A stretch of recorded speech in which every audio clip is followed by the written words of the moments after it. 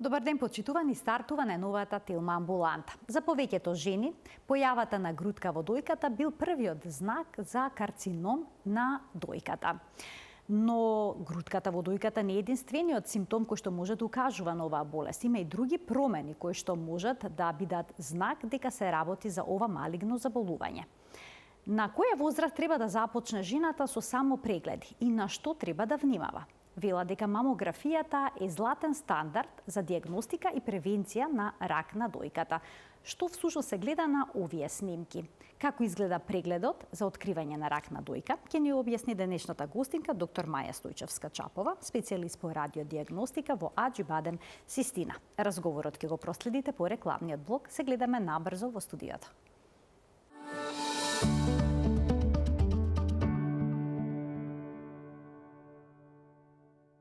Што се треба да знаат жените за диагностиката на ракот на дојката? Ќе запрашаме денешната гостинка доктор Маја Стојчевска-Чапова, специјалист по радиодиагностика во Аџибадем Систина. Докторке, задоволство што сте во студиото на Телма и добре ни дојдовте.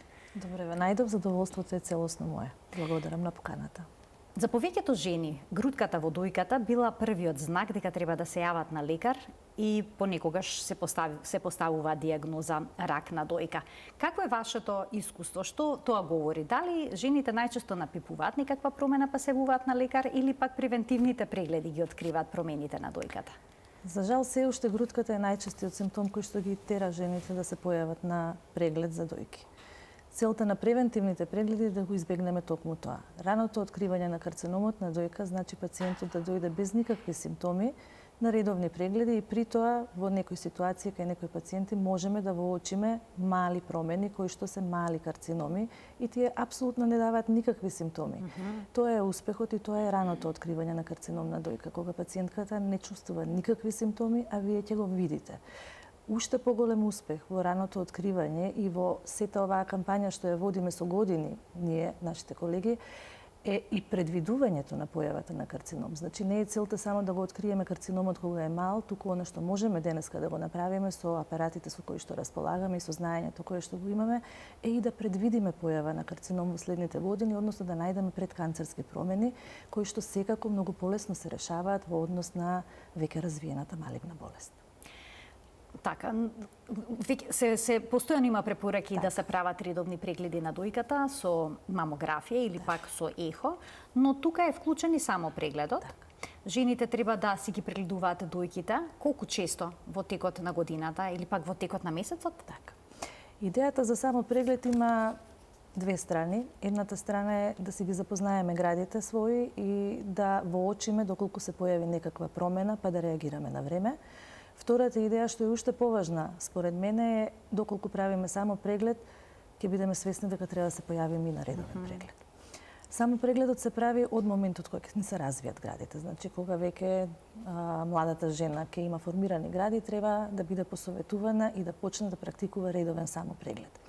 Редовен само преглед значи еднаш во месецот да се испалпираат сопствените гради со концентрација, не само да протрчаме на брзина при туширање, затоа што најчесто добивам одговор од пациентите, јас редовно си ги пипкам градите при туширање. Тоа не е само преглед. Значи, сконцентрирано 5-минутно само прегледување е доволно да се изврши секој месец, за да ги запознаеме своите гради и да воочиме одредени неправилности. Жените кои што се во фертилен период, односно оние кои што редовно менструираат, најпаметно е, односно потребно е да го прават само преглед од 2 дена од завршување на менструалното крварење, бидејќи во тој период градите се најреални, најмеки и најлесно се воочуваат одредени промени. За оние жени кои што се во менопауза, кои што не менструираат редовно, не е важно кој ден ќе го прават само прегледот, но исклучително е важно да биде исти датум, односно да биде во исти период од месецот, нели? За да не се случи да осетат некоја лажна грудка, туку да биде реален само прегледот. Доколку се прави тоа секој месец, во одреден период од животот, односно некаде околу 30-та година препорачуваме да се почне со редовни ехо прегледи, а со мамографирање започнуваме меѓу 36-та и 40-та година, најчесто 38-40-та година од животот. Жените кога прават само преглед, обично се сконцентрирани да напипаат некаква грудка. Но има и други промени на дојката кои што би можеле да укажат на оваа болест. И исто така на само прегледот би требало да се внимава и на сето ова, па еве што извоивме ние. на што треба да се внимава на само прегледот, односно на кои промени на дојката треба да се обрне внимание. А тоа се промени во текстурата на кожата и околу дојката, се извинувам, во влекување на кожата. Промени во текстурата на кожата и околу дојката, значи промена на структура на кожата на дојката и околу дојката, тоа е набирање на кожата, задебелување на ткивото на дојката, појава на исип или црвенило на брадавиците и околу нив, необичен исцедок од брадавиците без тискање, промени во брадавиците, нивно вовлекување или промена на обликот, видливи вени на дојката, оток во пазувите. Докторке, тука има навистина многу работи на кои што треба да се обрне внимание. Секако не значи по автоматизам дека секоја ваква промена значи карцином на дојка, но би можело и тоа да биде. Какви се тие кожни промени на дојката и околу дојката, како вовлекување на кожата, набирање на кожата, дали имаат некаков специфичен, типичен изглед? Значи, само прегледот, да потенцирам веднаш, е составен од два дела. Едниот дел е палпација, односно опипување, а првиот дел во суштина, кога го започнуваме само прегледот, е она што го велиме ние инспекција, односно разгледување. Треба да си ги погледнеме еднаш во месецот и градите и да ги воочиме овие промени што ги посочивте. Што се однесува до промените на кожата, значи црвенило кое што се јавува на брадавиците и на ареолата околу брадавиците, црвенило и промена во текстурата на кожата, посува или повлажна кожа, чешкање, треба да биде воочено и треба да биде прегледано од лекар. Најчесто се тоа некакви екзематозни промени, предизвикани дали од контакт со некаква хемикалија, односно козметски средства, дали од допир со некаква ткаенина, може да бидат и алергиски предизвикани, но има и карциноми кои што првиот нивни симптом е токму тоа, промена на кожата на брадавицата, во смисол на црвенило и сувост на кожата. Втората промена на кожата, задебелување и она кожа како портокал, најчесто ја гледаме кај напреднатите карциноми, бидејќи во суштина тоа е кожа која што е оттечена. Отокот изгледа така, на било која позиција кога имате оттечена кожа, изгледа така како кора од портокал. Така да не би сакала да дојдеме до ситуација да се појави жена со кора од портокал изменета кожа. Меѓутоа треба да реагираме на тоа. Грудки и оток под пазувата исто така асоцира на зголемување на лимфни јазли кои што се знак за напредната болест во дојките. За исцедоците многу е важно да не се притискаат брадавиците, да не се стимулира исцедокот, односно зборуваме и дискутираме за анализа на исцедок доколку тој е спонтан. Доколку е спонтан и доколку е безбоен или крвав, доколку истекува сам од брадавицата. Значи, и каков е тој исцедок? Каков е обично? Има некаква боја? Има различни исцедоци. Сите бои под дефолт се поврзани со хормонски промени во телото, освен крвавиот и безбојниот исцедок. Само безбојниот исцедок во 7% од случаите и 16% од крвавиот исцедок може да бидат поврзани со некаква малигна болест во дојките и тие треба да се доистражуваат понатаму. Но зборуваме за спонтани исцедоци. Доколку се осети нешто такво, треба веднаш да се јавите на лекар. Доколку забележите исцедок во било која друга боја, жолт, бел, зеленкаст, не треба да обрнувате внимание и не треба да се паничите, односно на својот редовен преглед ќе го информирате лекар. А кога се работи за отечени лимфни јазли под пазувите, дали тие се променуваат само поради болест на дојката или може да дојде и до нивно отекување поради некои други болести? Лимфните јазли си имаат многу своји функции и тие се наоѓаат на различни позиции во телото. Лимфните јазли под пазувата фактички дренираат една регија која што ја вклучува и регијата на дојката. Сите процеси во дојката и во околината се отсликуваат на лимфните јазли. Не мора да биде веднаш малигна болест, значи многу често лимфните јазли можат да отечат и заради некакво воспаление, заради некакво бубуличе под пазува или заради некаков третман на пазушните влакна или заради некаква било какво воспаление во дојката. Честопати последниве неколку години во периодот на ковид пандемијата добивавме панични напади на пациенти со оттечени лимфни јазли. Тоа беше реакција на вакцина. Тоа не значи дека вакцината нешто лошо направи, туку напротив, значеше дека телото реагираше на вакцината и почна да го создава имунитетот, затоа и се зголемија лимфните јазли. Значи, зголемени лимфни јазли не значат веднаш проблематични лимфни јазли.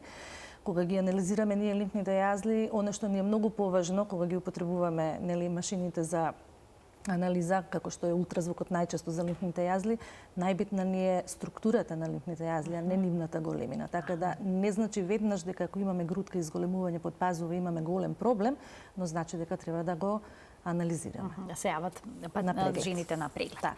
Сега има преглед кој што вклучува повеќе сликовни испитувања. Така. Ќе ги погледнеме најчестите, тоа се ултразвук на дојка, мамографија, магнетна резонанца на дојка и тука спаѓа и земањето на примерок од ткиво или клетки од промените на дојката, поточно станува збор за биопсија, значи можеме да го видиме и тој телоп и ќе одиме редоследно докторке со ултразвукот на дојка. Колку е тој преглед прецизен?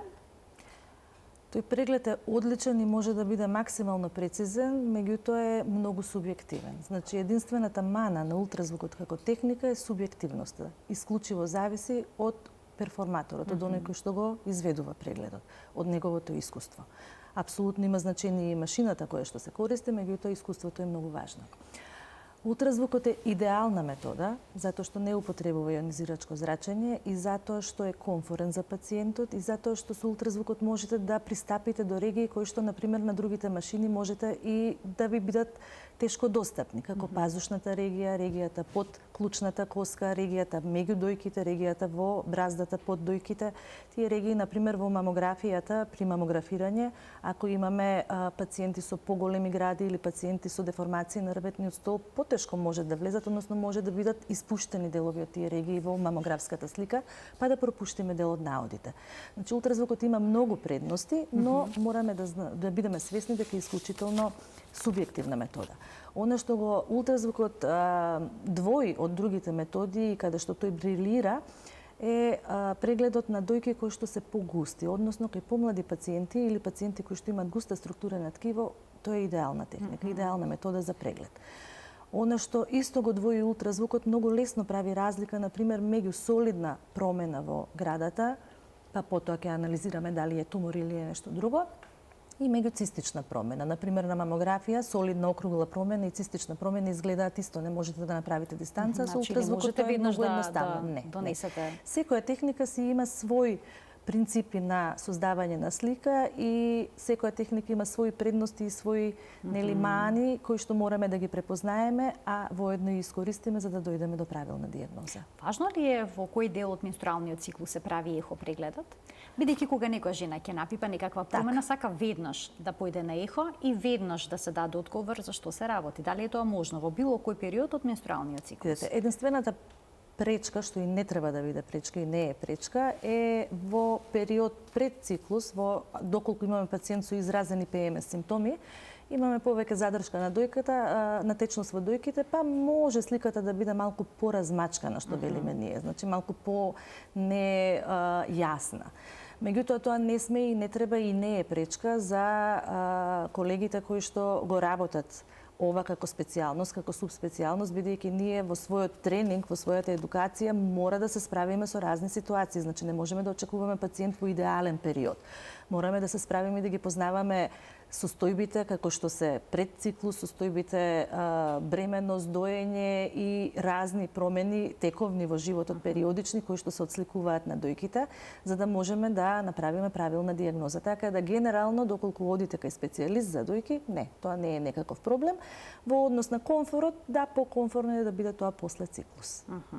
Треба некакви посебни подготовки за овој преглед? Апсолутно никакви. Апсолутно. Може да се видат и пазувите, односно лимфните јазли? Дефинитивно, значи во склоп на ултразвучниот преглед на дојките секогаш се прегледуваат и лимфните јазли под пазувата, без разлика дали пациентот чувствува некаков проблем или не, тоа е во склоп на прегледот. Препорачувате ли вие прегледи да се прават редовно кај помладите жени, како дел од процесот на превенција од рак на дојка? Видете, младите жени треба да ги научиме полека да создадат навика за редовни превентивни прегледи. Нашата препорака е некаде околу 30-та година да се започне со редовни превентивни ехо прегледи, бидејќи ехо прегледите, рековме, имаат исклучителна сензитивност за такво ткиво, за младо ткиво и навистина може да дадат одлични резултати. За популацијата, збориме општа популација, околу 30 години. Популацијата која што има зголемен ризик, таа оди по други шеми на прегледи, на препорачани прегледи. Зголемен ризик значи доколку има 2 и повеќе члена во семејството со карцином на дојка, доколку има докажана генетска мутација кај некој близок член на семејството или доколку самата пациентка имала некаков проблем пред 30-та година, таа треба веќе да иде по други шеми за редовни прегледи, кои што се препорачани според светските здруженија. Вела дека мамографијата е златен стандард за прегледи за утврдување на ракот на дојката. Што се гледа всушност на мамографијата? Дали може да се видат и промени кои што се на вистина многу мали и представуваат карцином во многу почетна фаза? Вака да ви кажам. На сите методи, на сите техники и ултразвук и мамографија и на магнетна резонанца може да се видат многу мали карциноми, зависно од типот на карциномот. Има карциноми кои што се гледаат на една техника, а карциноми кои што не се гледаат на другата техника воопшто. Кога станува збор за мамографија? За било која техника. Единствена метода која што има најголема сензитивност, 100% сензитивност, е магнетната резонанца. Но и тука некогаш може да има двојби во дијагнозата додека да дојдеме до крај. Значи, ќе ве прекинам тогаш. Велат златен стандард дека е мамографијата, а велите дека магнетната резонанца е сликовна техника во која што речиси да нема грешка. Тогаш зошто е златен стандард мамографијата? Да ви кажам. Значи, златен стандард, името златен стандард затоа што е метода која што во кратко време со оптимални средства вложени може да добие оптимални резултати. Мамографијата е она која што се користи во скринингот. Значи, каде се опфаќа голема асимптоматска популација за да се просее кој може да има проблем, а кој е апсолутно без проблем, па да не се проследува на понатамошни прегледи. Зборуваме за држави каде што имаме организиран скрининг кој што вложува во тоа и на тој начин едноставно си го олеснува и буџетот кој што здравството го троши во таа намена, а и спасува многу животи. Значи, мамографијата кратко трае, оптимални средства и навистина има многу успех во тоа, се гледаат многу мали промени, но мамографијата исто така има своји проблеми. Кога се работи за густи дојки, а тоа не значи дека се само млади пациенти под 35, под 40 години. Имаме пациенти на 60-70 години кои генетските се така скроени да имаат густо ткиво, густ паренхим и тоа така останува за цел живот. Таму мамографијата има сензитивност 40 до 60%, значи еден ќе видите, еден нема да видите карцином. Тоа значи ехото во тој случај ќе даде подобра слика? Одлично, ехото тогаш најмногу ни помага и ехото ќе ни даде многу подобра слика. А магнетот најдобра? А магнетот најдобро. Меѓутоа за жал не можеме магнетот да го користиме редовно во скринингот и во превентивните прегледи затоа што е процедура која што е прилично скапа и која што трае долго време. Самиот преглед трае долго време, значи не можете вие многу пациенти, односно сите што имаат потреба да ги поминате низ таа метода со цел за скрининг. Туку се има посебни индикации кога го употребуваме како техника магнетот. Докторке, доколку дојде пациентка со густо ткиво на дојките на мамографија, ќе се направи таа постапка за снимање или ќе ја препорачате можеби да апсолутно ќе се направи таа постапка, бидејќи како што ви реков има карциноми кои што се гледаат на една техника, има други кои што не се гледаат, значи не се сите карциноми исти, нити по име, нити по презиме, нити по начин на однесување, ниту па во начин на кој што се прикажуваат на сликите. Постојат сорта на карциноми кои што со својата прва појава на било која имиџинг метода одат со појава на микрокалцификати. Микрокалцификати на ултразвук не се гледаат. Дури ни на магнет не гледаме микрокалцификати, туку гледаме други промени кои што се во склоп на зоната која што ги носи микрокалцификатите, но на мамографија ги гледаме одлично микрокалцификатите и можеме да процениме дали се во ризичната група или се неризични калцификати, па да продолжиме со понатамошни доиследувања. Затоа мамографијата апсолутно, значи после одредена возраст е метода која што мора да се применува за да исклучиме постоење на одредени промени. Најдобра е комбинацијата. Значи не можете да се ослоните само на едно средство, затоа нема златен стандард. Не можеме да се ослониме на едно средство, меѓутоа комбинација од средства зависно од возраста на пациентот, од густината на неговото ткиво и од многу други состојби. Ги споменавте микрокалцификатите. Често пати пациентките добиваат некој наод дека се најдени калцификати, но има и макрокалцификати. Ризични си едните и другите? Не. Значи, калцификатите се продукт, дегенеративен продукт од нешто што се потрошило. Значи, клетките имаат свој век на траење во целото наше тело, па така и во дојките и одреден број на клетки со текот на животот, го трошат својот животен век.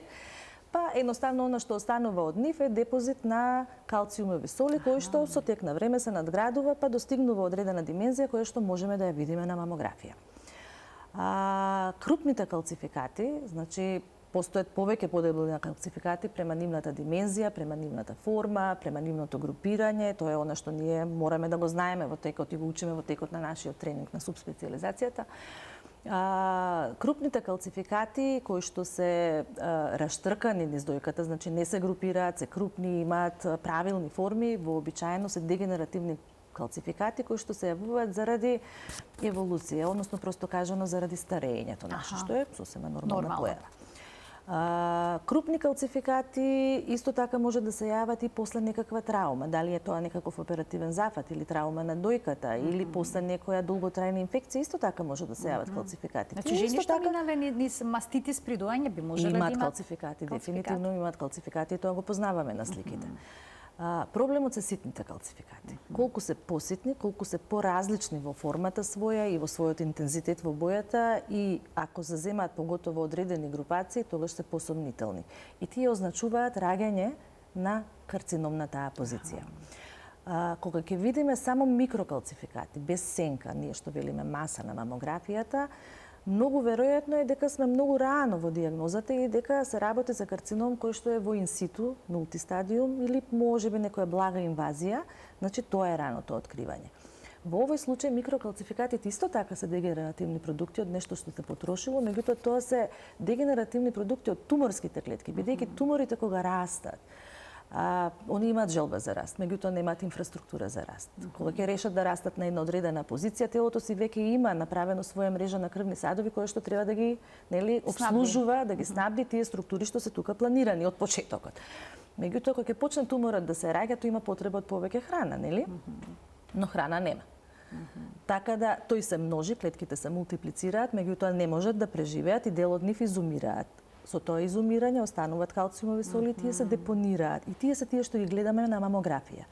И тоа трае така во циклуси се до еден момент кога туморот кој што се мачи да преживее, произведува едни growth фактори кои што стимулираат растење и развивање на нови крвни садови, кои што ќе бидат наменети токму за него и ќе охранат само туморот. Се до тој момент е рана дијагноза и зборуваме за инситу карциноми. Моментот кога тој туморски фактор ќе стимулира развивање на неоваскуларизација на своја сопствена мрежа, туморот почнува да расте брзо, па потоа губи контрола. И тогаш гледаме ние повеќе други знаци. Ќе видиме сенка на мамографија, ќе видиме маса на ехо, ќе напипаме грудка, значи тогаш ќе почнат да се јавуваат и другите симптоми. Не значи дека веднаш е битката изгубена, му треба време, нели? Тој треба да добие одредена маса, да инфилтрира одредени структури, значи секако имаме време во дијагнозата, меѓутоа трката со времето е што порано, нели? Да го најдеме во стадиум 0, да ги најдеме пред канцерските промени, односно да ги најдеме промените кои што носат ризик и да ги решиме со помали зафати, односно со помали третмани. А колкава доза на зрачење користат современите мамографи? Многу мало. Дали се штетни?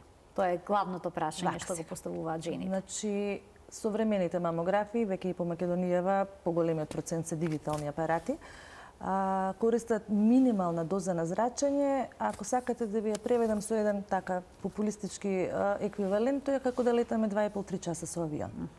Значи, истата доза на зрачење или како 3,5 недели да се шетаме низ парк, космичкото зрачење што ќе го примиме е истото кое што ќе го примиме со мамографија.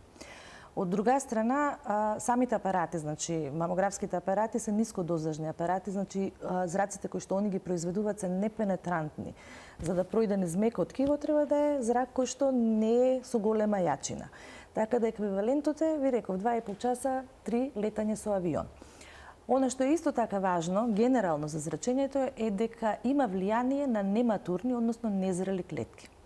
Во градите на жената престанува да има нематурни, незрели клетки од кога ќе се случи првата бременност, па не мора да биде износена до крај. Значи 8 недели од првата бременност, веќе сите клетки што се во дојката, сите мамоцити во дојката матурираат. Значи, и зрачењето, поготово зрачењето од мамографот, нема никакво влијание на нив. А вообичаено популацијата која што ја повикуваме на мамографија е меѓу 36 и 40, велиме, оставаме 40 само кај жени кои што не родиле веќе деца. А ако жената има родено деца, почнуваме некаде околу 38-та година со мамографирање. Уште што е интересно, има ситуации кога имаме пациент со клинички наод, опипал нешто, има некаков проблем, нели некаква симптоматологија и треба да ги употребиме сите нели дијагностички средства за да дојдеме до дијагнозата, односно ни се укажува потреба од мамографија, пациентката е бремена. Не е забрането и во бременост да направите мамографија. Значи може и тогаш. Да. Не е забрането. Прво и основно во период кога имаме пациенти кои што се во фертилен период, каде што нели претпоставуваме дека е можна бременост, секогаш добиваат заштита на абдоминалниот дел со оловна кицела. Второ што е многу важно, зраците како што ви реков се мали, непенетрантни, остануваат тука на дојките, нема растурно зрачење. И она што е исто така важно, видите, не одиме со редовни скрининг прегледи безпотребни, нели, онака случајни кај жени кои што се бремени, ако дојде за редовен скрининг, секако дека нема да ги направиме. Меѓутоа, ако има клинички симптоми и ако на ехото ни се потврдат тие клинички симптоми дека има некакво сомнение, дефинитивно во тој случај можеме да продолжиме и со останатите техники. Сега без ризик за плодот. Има различни типови на мамографи. Вие ќе споменавте кај нас речиси да нема аналогни, но и меѓу постојат, меѓутоа помален бројот веќе. Но и меѓу дигиталните мамографии исто така има разлика. Така. Кога станува збор за диагностика, дали се користат еден тип на мамографии, а за превенција на рак на дојка, дали се применува некој друг тип? Не, истата машина си е екипирана... Бидејќи има и 3D и нели различни... Има и 3D, тоа е томосинтезата, таа користи малку поголема доза на зрачење и ги слајса дојките на дебелина од неколку сантима, да речеме, за да имаме подобар увид, меѓутоа за сметка на 3D мамографијата кај густи дојки магнетната резонанца покажува многу подобри резултати. Така да тука има двојби, нели? Меѓутоа истата машина се користи и за дијагностика и за скрининг, со тоа што кога работиме дијагностика некогаш ни се потребни дополнителни слики, дополнителни проекции, па тоа го изведуваме, нели, на дополнителен начин доколку има потреба. Но кога правиме мамографија, многу е важен квалитетот на мамографот. Многу е битен квалитетот на мамографот. Многу е битен мониторот на кој што ќе се гледаат сликите. Значи, вие не можете да гледате и да читате мамографија на обичен PC, на обичен компјутер, на обичен монитор. Еве, во нашата болница во Аџибадем Систина имаме многу машини кои што се од најновата генерација, од 3 Тесла магнет, од компјутери, класични рентген и мамографот, меѓутоа верувајте најдобриот и со висока резолуција монитор е во кабинетот за мамографија, затоа што бара најголема резолуција за да биде прецизна мамографијата.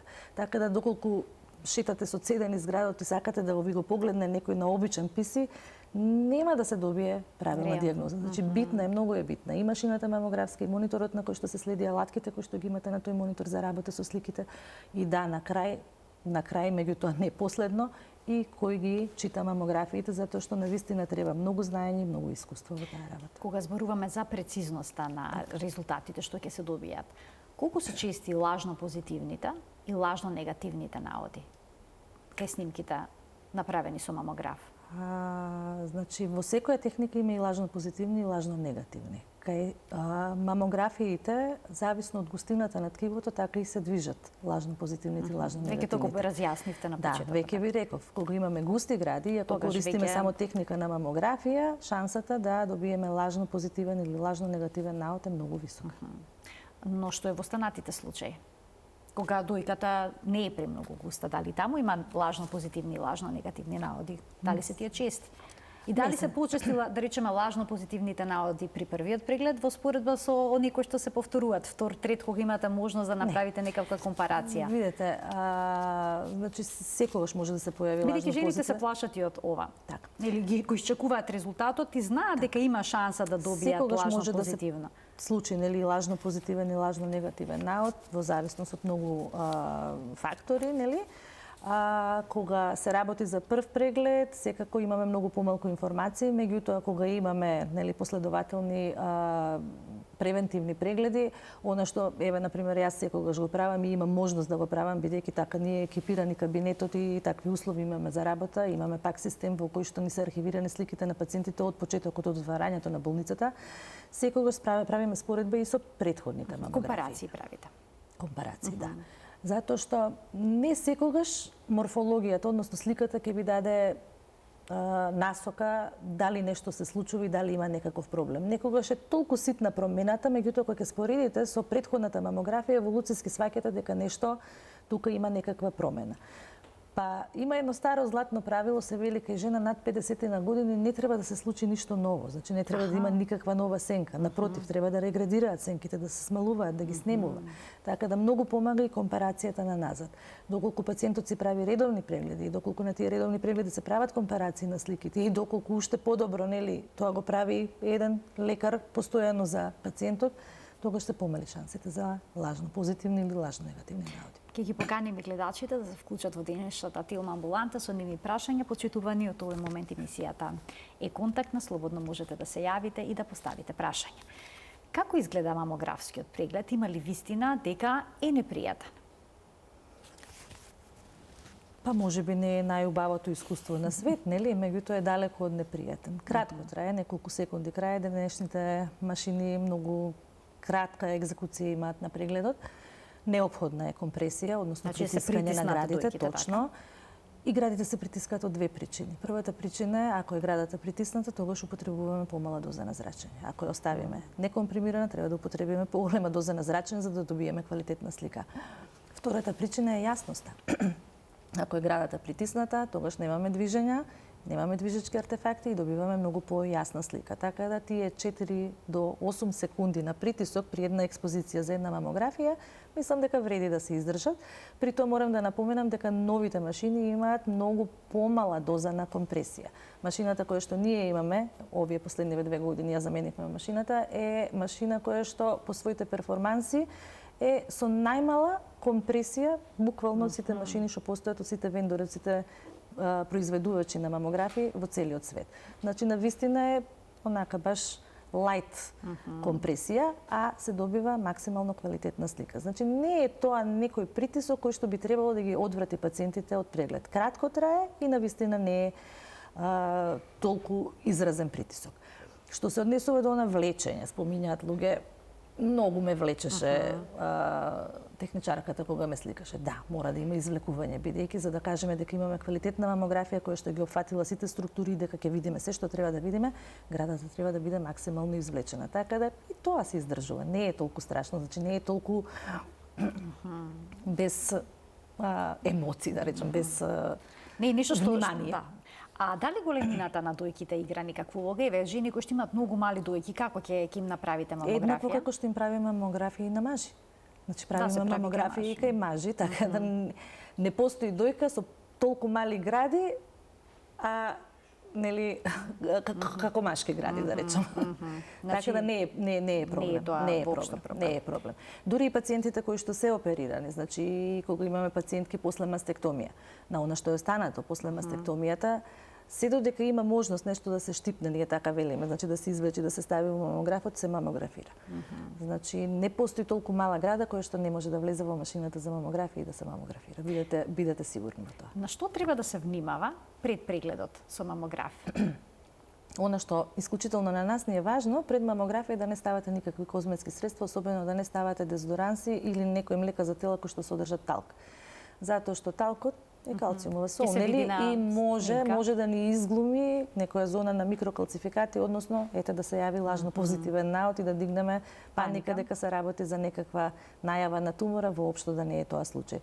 Ми се случило и на мене да имам такви пациенти, така да тука треба многу очи отворени, значи пред мамографија да не се користат козметски средства, и ништо друго, нели? Најдобро би било доколку е жената во фертилен период и ако планира бременност, нели да го планира тоа во втората половина од циклусот, за да избегнеме нели евентуална бременност, повеќе заради нели паничниот момент што ќе се створи кај жената од тој акт, а и заради попријатност. Ако е поизразен ПМС-от кај жените, ако градите им се поотечени пред циклус, попријатно е да биде тоа во првата половина за нив, за да не им остане во секавање како лошо искуство, нели? Значи, само од тој аспект треба да се внимава во кој период од менструалниот циклус се прави мамографијата. Нема да покаже тоа некакви промени, повеќе сенки, да речеме? Не. Такво нешто не. Доколку се забележи некаква промена, нејасна, кон што се пристапува понатаму? Што понатаму? Секогаш важи правилото употреби го прво наједноставното, најевтиното и најкомфортното средство за пациентот. Значи, ако сме почнале со мамографија, го употребуваме ултразвукот. Ако сме почнале со ултразвук, вториот чекор е мамографија. Значи, чекор? Така. Да. Ако со тоа го решиме проблемот, остануваме на тоа. Доколку останат нејасноти, доколку имаме сепак сомнение дека се работи за некаков проблем, одиме чекор понатаму. Или употребуваме магнетната резонанса за диагностика, или употребуваме некое средство за биопсија, семплирање, за земање на примерок од промената која што ни е сомнителна, односно правиме биопсија. А доколку е се во ред? Доколку е се во ред, препорачуваме рутински редовни прегледи, кои што најчесто се еднаш годишно. Еднаш во годината. Имаме гледачки, му дадеме предност. Добар ден. Добар ден. Повелете. Во програма сум. Да, во програма сте, ве очекуваме со Благодарам, вашето поздрав до прашање. вас. Едно прашање. Извршена операција пред година и пол на машка особа. Рак на дојка. И отстранети лимфните чворови сите Така. на левата пазуба. Отоци имаше кај хирургот изваѓаа течност. Пак отоците како да се справиме со таа ситуација? Значи се Затоа што лимфата не функционира како што треба. на рацете, ако не се лажам, се јавени отоците, така? На рацете, на градите, под пазувата, Така. на градите. Ви благодарам за вклучувањето во програма. Повелете, докторке. Самата хируршка интервенција при отстранување на целосно отстранување на дојката и отстранувањето на лимфните жлезди, кој што се случува најчесто кај понапреднатите карциноми на дојката, е масивна хирургија и како и секоја хируршка интервенција во првиот период после операцијата може да се случи да се создаде сером, односно да се собира малку течност, ткивна течност на местото на интервенција. Значи во она што народот вели шуплина, не е шуплина, нели се ткивата компримирани, меѓутоа течноста се сезернира и може да се формира шуплина исполнета со течност, која што течност најчесто е во првите неколку недели постоперативно, меѓутоа може да продолжи да се создава и понатаму. И таа најчесто ја перцепираат пациентите како проблем. Се јавува грудка, како што опишува пациентката, болна е, не можете раката да ја склопите убаво до телото, непријатна е просто. Тоа се решава многу лесно со евакуација на течноста со игла и со шприц. Некогаш таа состојба се провлекува и неколку месеци, до кај 6-7 месеци може да се провлекува. У принцип, доколку е поголема количината и доколку му пречи во комфорот на пациентот, тогаш вадиме.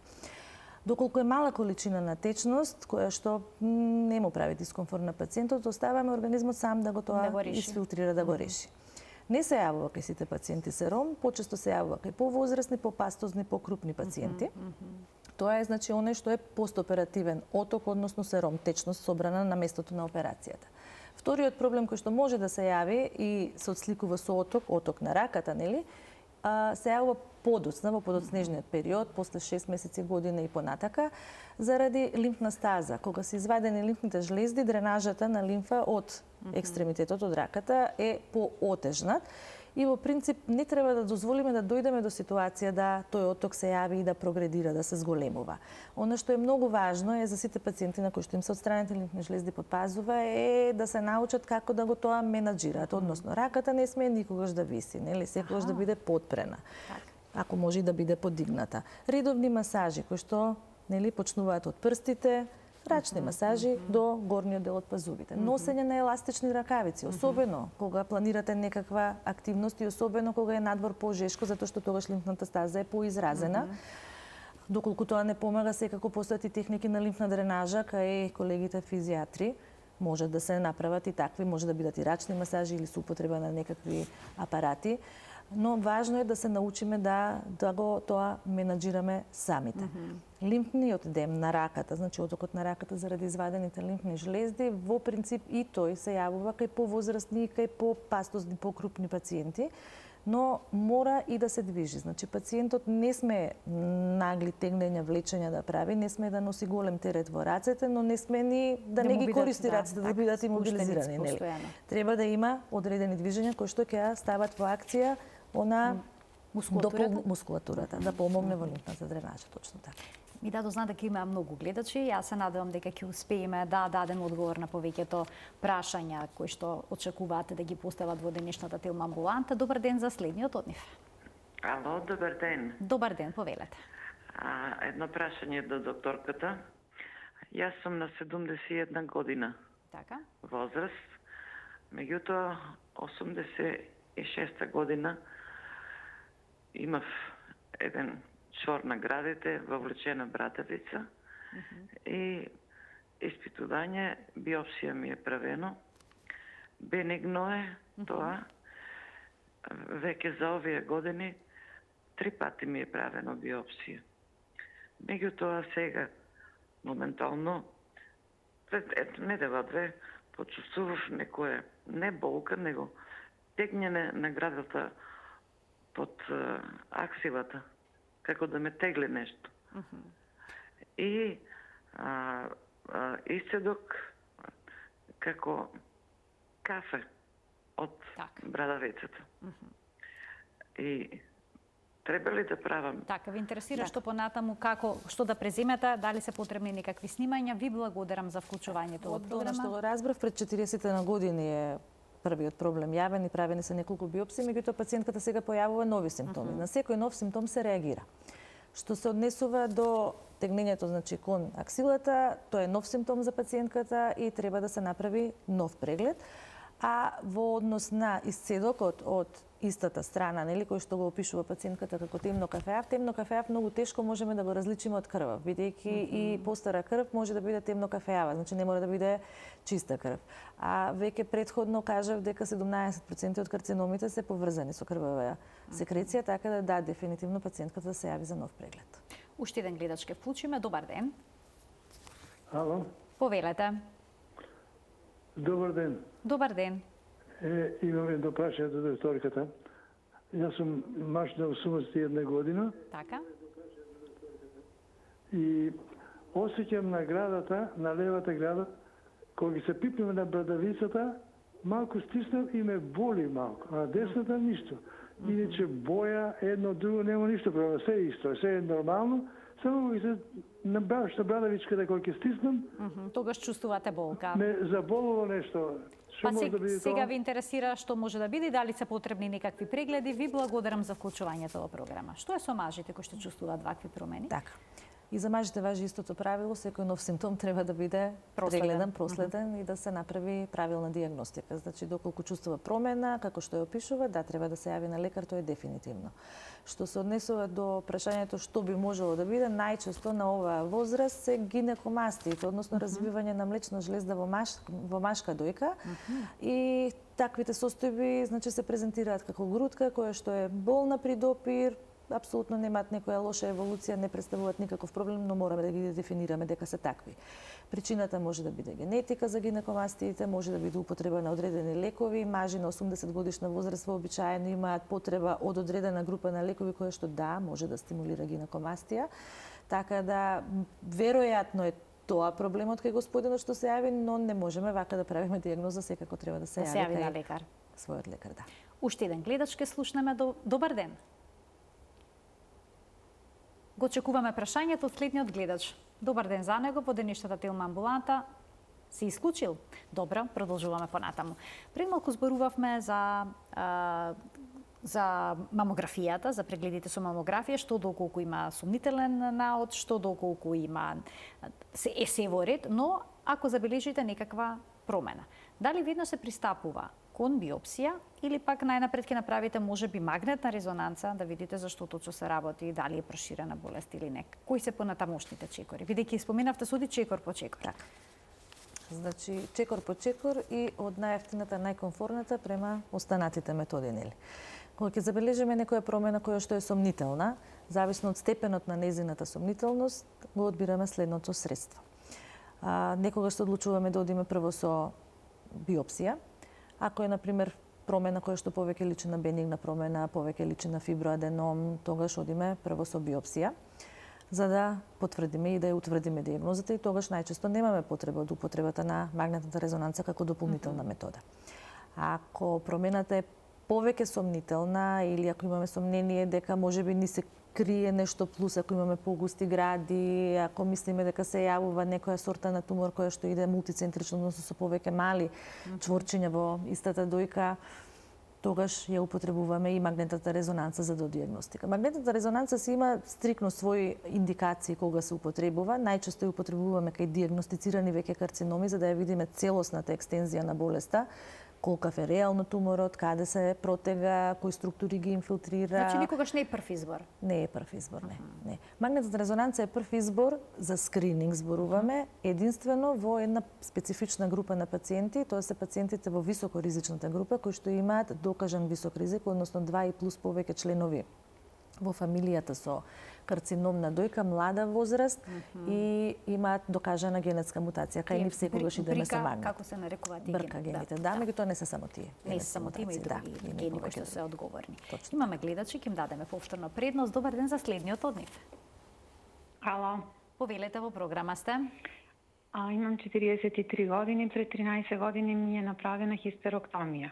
Историјата на фамилијата, имам мајка на која отстранета едната дојка поради карцином, па сега прашањето ми е на колку време и дали првин треба да се направи ехо на дојка или мамографија,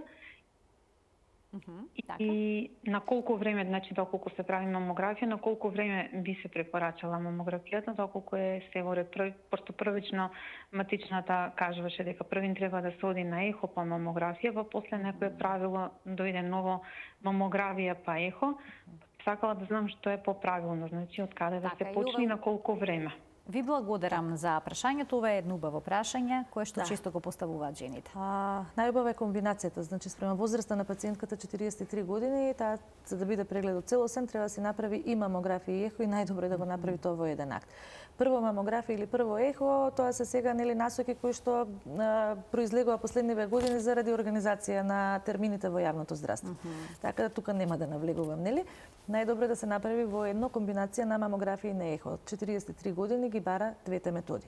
Тоа што незината мајка имала карцином на дојка, таа имала интервенција на матката, укажува на зголемен ризик, значи веројатно не се работи за пациентка во она просечна нискоризична група, веројатно е средно или високоризична група.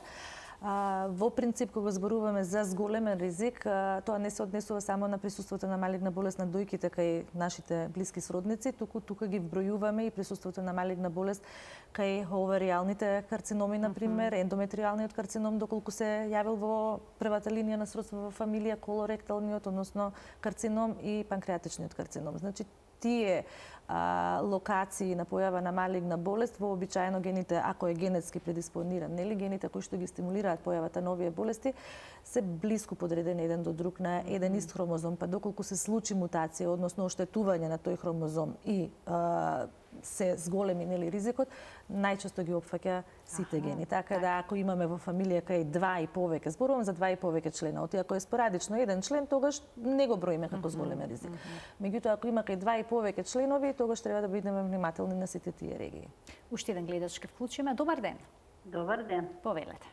Ќе ме молам едно прашање. Голем поздрав до вас. Ви благодарам. Вака, идем да 70 години. Преко 10 години редовно примам, испитувам дојките, и мамографија и ехо.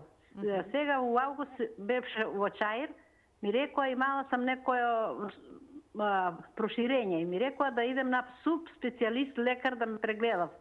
Од Паланка не ми дадоа на субспецијалист, ме пратија во Кратово.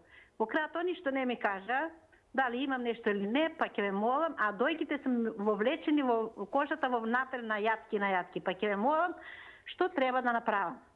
А какво проширување ви кажа, дали знаете или Не знам ништо, само вика имаш некое проширување на десната дојка, па да проверимо, вика на ехо да нема нешто. Добро, че ве препратиле на ехо да направите уште еден преглед. Ви благодарам за вклучувањето во програма. Што би можеле да советувате, докторке? Да се јави на преглед кај субспецијалист, сум. Значи неопходен е субспецијалистички преглед. Неопходен е субспецијалистички преглед, да. Не верувам дека по внатрешноста има такви колеги со субспецијализација по дијагностика на дојка, меѓутоа би требало некако системот да дозволи пациентката да се јави во јавното здравство во Скопје. Уште еден гледач ке вклучиме. Кај нас секако има можност, меѓутоа доколку е таа во можност. Доколку е во можност, така. Да вклучиме уште еден гледач. Добар ден. Не, добро се исклучил. Ви ве прашала и во однос на биопсијата. Има тенкоиглена биопсија, потоа биопсија која што опфаќа поголем дел од ткивото на туморот.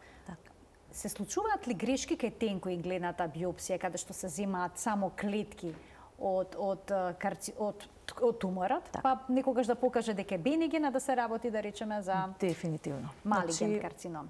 Неколку работи се битни кога се работи биопсија. Најважната работа е да се биоптира од точната позиција. Значи има повеќе критериуми тука. Значи тука може да се направи грешка. Тука се прави првата грешка. Значи најважно е да се земе материјал од точната позиција. И како одлучувате која е точна позиција? Има и за тоа. Значи ако ја гледаме позицијата и ја прогласиме за сомнителна под било која метода, мамографија, ехо, магнет, не е важно, под таа метода под која што ја гледате или ако ја гледате на сите три методи, онда идете со најевтината метода. Се водите и ја водите иглата до точната промена за да земете материјал од незе, бидејќи не можете вие на пипање, јас да пипам грудка, во таа грудка на пример ја пипам голема грудка, ама само во центарот има некаква измена. Значи можете многу лесно да сгрешите, да земете материјал од грешно место и да добиете дијагноза која што ќе биде добра, нели позитивна, убава вест, меѓутоа не е вистината. Така. Многу е важно да биде од точното место и заради тоа е многу важно да биде водена биопсијата под контрола на машина под која што се гледа промената. И тоа го прават исклучиво радиолози. Значи исклучиво радиолози су специјалисти за оваа област. Дали ќе биде техниката ваква или онаква, пак зависи од промената. Тенкоиглената аспирациона биопсија покажува прецизност од 70%. Тоа се студии кои што се со години и години на големи кохорти на пациенти правени и у светот е став дека тенкоиглена аспирациона биопсија смеете да користите во две ситуации. Ако има циста со интрацистична промена која што треба да ја различите дали е воспаление или некое мало папиломче, или ако има некој абцес, значи течност, кога се работи за течност, па да го аспирирате, да го извлечете, за да не завршува пациентот на хирург заради еден обичен абцес, нели, него да го тоа евакуирате со игла. И тоа е тоа. Исклучително ретко можете да искористите во ситуации каде што имате поголем, јасен и по сите стандарди дефиниран фиброаденом. Значи, апсолутно ви е јасно дека е тоа фиброаденом, па немате сомнение дека можеби ќе сгрешите. Зошто? Заради тоа што неколку грешки се можни со аспирационата биопсија, ако зборуваме за малигни тумори. Може да има малку материјал. Значи да извлечете, а вие со очи не го гледате материјалот кога го влечете. Значи вие влечете додека не наполните малку течност во хабот на иглата. И тоа го размачкувате на стакло. Па гледате дека стаклото е малку мокричко и му го давате на патологот за анализа. И тогаш патологот го припрема со бои и го гледа под микроскоп. Па брои колку клетки има. Значи може да имате извлечено малку клетки, само да имате телесна течност извлечено и да не може никаква дијагноза да се постави со тој тип на биопсија. Може да имате неколку клетки кои што ќе бидат со типичен малиген, например, аспект и сигурно да биде дека тоа е карцином, ама патологот не смее да го прогласи карцином затоа што не ја дава дијагнозата само и према изгледот на клетките, туку треба да има и одреден број на клетки, па да има одреден аранжман. Така да многу често се случува да добиете трета или четврта група. Значи има назнака за карцином, ама не сме сигурни. Став во светот е кога имаме сомнение за солиден тумор, секогаш се прави кор биопсија. Тоа на малку поголема игла. Исто се прави најчесто 90% под контрола на ехо, некогаш и под контрола на други машини и се земаат парченца ткиво. Веќе тука точноста е поголема. Апсолутно. Доктор, ќе ви благодарам многу што бевте наша денешна гостинка. Да имавме време, се уште ќе опфатив, секако дека ќе опфативме уште некои аспекти поврзани со сето за што говоревме, но ете и секогаш има простор за уште едно ваше гостување. Ви благодарам и на вас за поканата. Јас имав одлично време тука со вас. Се надевам дека ќе имам и друга прилика секогаш на располагање на вас и на публиката. Почитувани денешен гостин во студиото на Тилма беше доктор Маја Стојчевска-Чапова, специјалист по радиодијагностика во Аџи Бадем Систина. Ви благодарам за вниманието со кое што ме следевте. Ви посакувам пријатен ден.